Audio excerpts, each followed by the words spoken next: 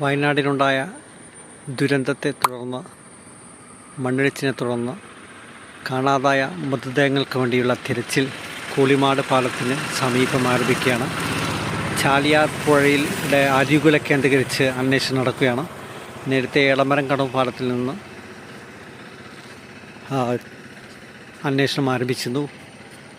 Mavoor, വാടക്കാട്, Thiruvambady police സ്റ്റേഷനുകളിലെ കേന്ദ്രീകരിച്ചും fire സ്റ്റേഷനും TDR പ്രവർത്തകരുമാണ് അന്വേഷിക്കുന്ന ഒരു ബോട്ടാണ് ഇപ്പോൾ ചാലിയാറിൻ്റെ കൂളിമാട് പാലത്തിന് സമീപം അരികു പറ്റി അന്വേഷിച്ചുകൊണ്ടിരിക്കുന്നത്.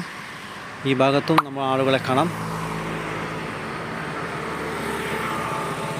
കുറച്ച് മൃതദേഹങ്ങൾ ചാലിയാർ പുഴയിൽ നിന്ന് 2 ദിവസം മുമ്പ് കണ്ടെത്തിയിരുന്നു.